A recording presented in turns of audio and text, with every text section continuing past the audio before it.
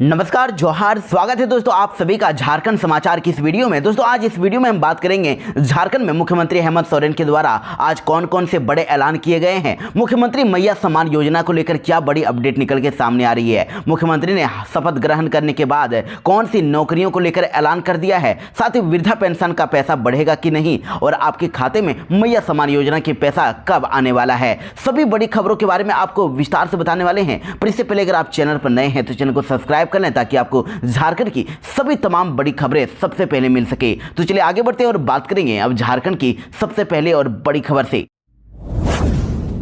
मुख्यमंत्री हेमंत सोरेन एक बार फिर से झारखंड के मुख्यमंत्री बन गए हैं और इसके साथ ही उन्होंने कई बड़े ऐलान कर दिए हैं। जेएसएससी सीजीएल का एग्जाम का रिजल्ट दिसंबर महीने में ही आने वाला है। तो वहीं झारखंड में 5000 रिक्त पदों को भी भरा जाएगा और 2025 लोगों को भी मिलेगी नौकरी। जी हां, मुख्यमंत्री हेमंत सोरेन ने सबसे पहले 7 अपने गारंटियों को लेकर काम शुरू कर दिया है। देखिए, मुख्यमंत्री मैया सम्मान योजना के अंतर्गत दिसंबर महीने से 2500 रुपए देने की घोषणा कर दी गई है। सभी महिलाओं और बहनों के खाते में 2500 रुपए की राशि 5 दिसंबर को ही आने वाला है। उसके बाद देखिए 15 लाख रुपए तक पारिवारिक स्वास्थ्य बीमा भी अब लोगों को मिलेगा। अगर कोई भी बीमारी अगर किसी को भी है तो उनको अब 15 लाख रुपए तक का बिल्कुल फ्री में इलाज किया जाएगा। उनको एक भी पैसा नहीं देना होगा। और उसके अलावा देखिए खाद्य सुरक्षा गारंटी के अंतर्गत राज्य के हर गरीब परिवार को 450 रुपए में ही गैस सिलेंडर मिलने वाला है। और उसके बाद इधर किसानों के कल्याण की गारंटी के अंतर्गत धान का न्यूनतम खरीद मूल्य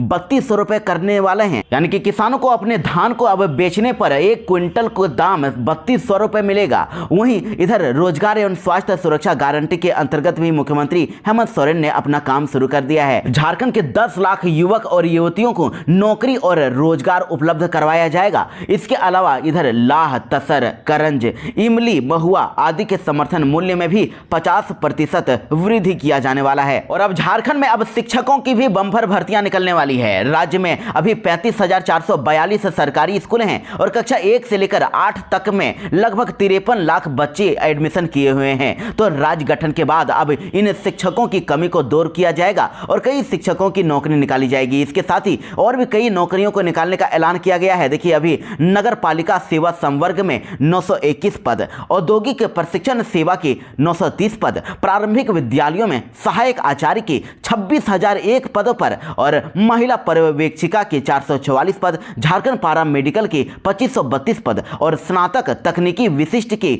594 पद, उत्पाद सिपाही प्रतियोगिता के तहत 583 पद और झारखंड आरक्षी प्रतियोगिता के तहत 4919 पद और जेएसएससी सीजीएल के तहत 2025। तो वहीं दारोगा के 3000 और सिपाही के लिए 10,000 पदों पर जल्द ही नियुक्तियां होने वाली है। यानी कि झारखंड में सचिवालय सहायक समेत स्नातक स्तर के 2025 पदों पर नियुक्ति होगी। इसके अलावा अलग अलग विभागों में 49,417 विभिन्न पदों पर भी नियुक्ति होने वाली है। और उम्मीद जताई जा रही है कि इस दिसंबर महीने में ही दूसरे सप्ताह में जेएसएससी सीजीएल की परीक्षा का रिजल्ट जारी कर दिया जाएगा। झारखंड में 9 से लेकर 12 दिसंबर तक झारखंड विधानसभा सत्र चलेगा और सदन में पहली बार 20 नए विधायक होंगे और जयराम महतो पर भी सबकी नजर है। जी हां, मुख्यमंत्री हेमंत सोरेन ने कैबिनेट बैठक में कई बड़े निर्णय ले लिए हैं और इनमें एक निर्णय विधानसभा सत्र को लेकर लिया गया है। कहा गया है कि 9 दिसंबर से लेकर 12 दिसंबर तक नई सरकार का पहला सत्र होने जा रहा है और इससे पहले मंत्रिमंडल विस्तार होगा। देखिए, इस बार विधानसभा सत्र में काफी कुछ अलग नजर आने वाला है। 4 दिनों के सत्र में कई बातें पहली बार होने वाली है और जिसमें से विधानसभा सत्र में 20 विधायक ऐसे हैं जो पहली बार चुनकर सदन पहुंच रहे हैं और 5 महिला विधायक ऐसी हैं जो पहली बार चुनाव जीतकर सदन की कार्यवाही में हिस्सा लेगी। 24 साल में पहली बार सदन में महिला विधायकों की संख्या सबसे ज्यादा अधिक है। इस बार विधानसभा में 12 महिला विधायक होंगी और झारखंड विधानसभा में जो 20 नए विधायक होने वाले हैं उसमें देखिए इस बार सत्ता पक्ष से 11 नए विधायक हैं, जिसमें से झारखंड मुक्ति मोर्चा से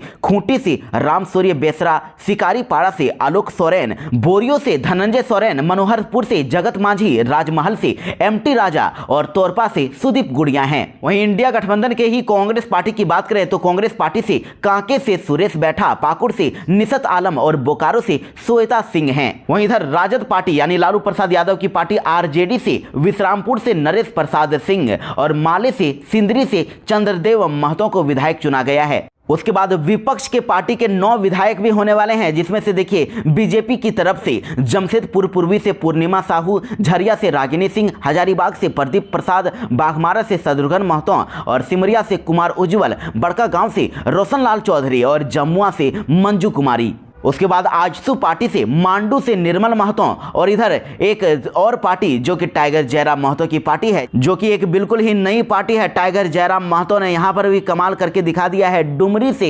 जयराम महतो विधायक चुने गए हैं। लेकिन आपको बता दें कि इस बार जयराम महतो, जिनको टाइगर जयराम महतो कहा जाता है, उन पर सबकी नजर है। चुनावी मैदान में अपने तेवर के लिए पहचान रखने वाले टाइगर जयराम महतो पहली बार विधायक बने हैं और चुनावी मैदान के दौरान उनकी अलग छवि लोगों के बीच में बनी है और अब उनके तेवर सदन के भीतर भी कैसे होते हैं, इस पर सबकी नजर होगी। और अपनी पार्टी से ये इकलौते विधायक हैं। सदन के भीतर विधायकों की संख्या के मुताबिक बात रखने के लिए समय दिया जाता है। ऐसे में वो अपनी बात दिए गए समय में कितने प्रभावी तरीके से रखते हैं, यह देखने वाली बात होगी।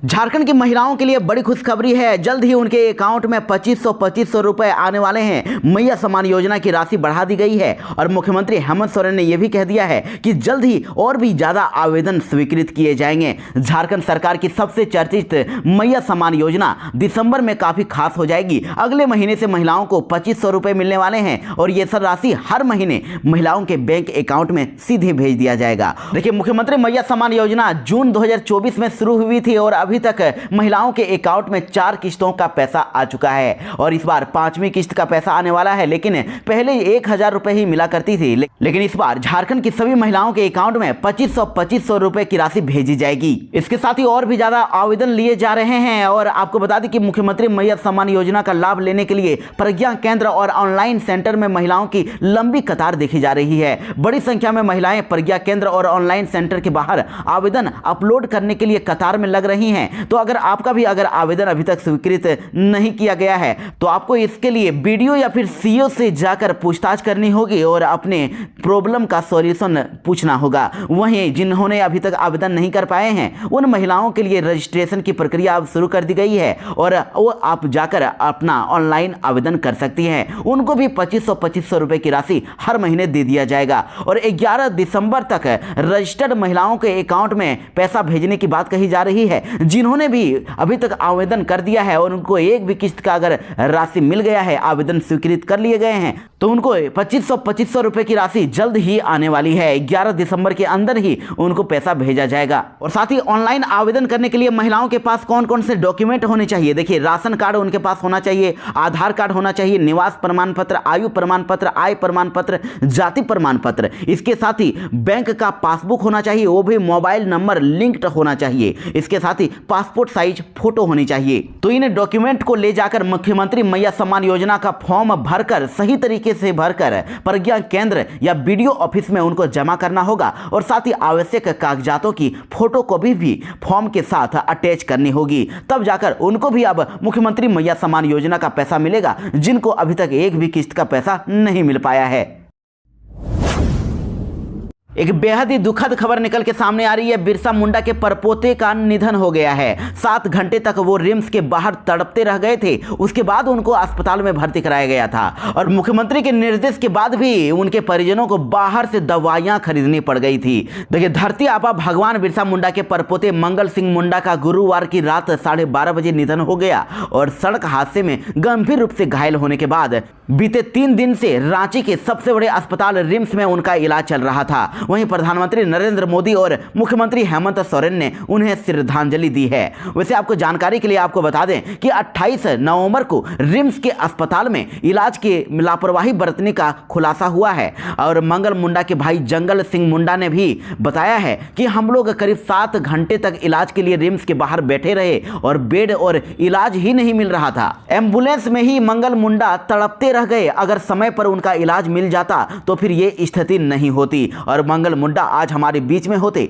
देखिए, मंगल मुंडा के भाई जंगल सिंह मुंडा ने यह भी बताया कि हादसा 25 नवंबर को हुआ था। हम लोग रात 10 बजे रिम्स पहुंचे थे और वहां ट्रॉली मैन से हमने कहा था कि ऑक्सीजन वाला बेड चाहिए और उसने कहा था कि बेड खाली नहीं है। डॉक्टरों ने इमरजेंसी में भी भर्ती नहीं किया। और यह भी आपको जानना चाहिए कि मुख्यमंत्री हेमंत सोरेन ने मंगल मुंडा के इलाज के लिए निर्देश दिया था। रिम्स अस्पताल वालों को कहा था कि उनके इलाज में किसी भी प्रकार की कोई कमी नहीं होनी चाहिए, लेकिन इसके बाद भी डॉक्टरों ने मंगल मुंडा के परिजन से करीब 15,000 रुपए की दवा बाजार से खरीद कर लाने के लिए कह दिया और परिजन बाहर से दवा खरीद कर लाए भी और उसका आप रसीद भी देख सकते हैं जो उनको दवाइयां खरीदने के बाद मिली है। तो आप सोच सकते हैं कि मुख्यमंत्री हेमंत सोरेन के आदेश के बाद भी जब ऐसी स्थिति हो जाती है, लापरवाही ऐसी देखने को मिलती है, तो फिर आम लोगों का क्या हो सकता है। वैसे आपको बता दें कि मुख्यमंत्री हेमंत सोरेन ने रिम्स पहुंचकर दिवंगत मंगल मुंडा के पार्थिव शरीर पर पुष्प चक्र अर्पित करके उन्हें भावभीनी श्रद्धांजलि दी है और उन्होंने मंगल मुंडा के परिजनों को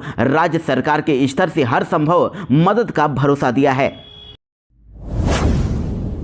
झारखंड के पश्चिमी सिंहभूम से एक बड़ी खबर निकल के सामने आ रही है। यहां पर कई क्षेत्रों पर अब तक सड़क नहीं बन पाया है, जिसकी वजह से यहां पर काफी परेशानियों का लोगों को सामना करना पड़ता है। देखिए, अस्पताल जाने के लिए मालगाड़ी के नीचे निकलना पड़ता है, मरीज को कंधे पर ढोना पड़ता है, रास्ते में ट्रेन के नीचे से निकलना पड़ता है और तब एम्बुलेंस तक वो पहुंच पाते हैं।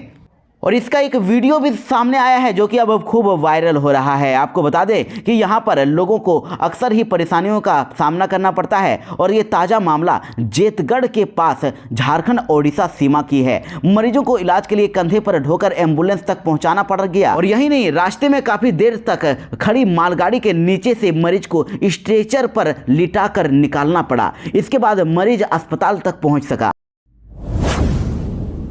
झारखंड में मौसम विभाग की ओर से बड़ा अलर्ट जारी किया गया है। झारखंड में तूफान फेंगल का असर आने वाला है और झारखंड में छाए रहेंगे आंशिक बादल। 3 डिग्री तक बढ़ सकता है न्यूनतम तापमान। जी हां, बंगाल की दक्षिण पश्चिम खाड़ी में बने चक्रवाती तूफान फेंगल का असर अब झारखंड पर भी दिखेगा। इसके प्रभाव की वजह से अब झारखंड में आज से मौसम में बदलाव देखने को मिलेगा और मौसम विभाग की जानकारी के मुताबिक झारखंड में बादलों का आना जाना आज से शुरू होने वाला है। कई जिलों में बूंदाबूंदी भी होने वाली है और पूरे झारखंड में बादल तो छाए ही रहेंगे, इसके साथ ही कोहरे का भी असर देखा जाएगा।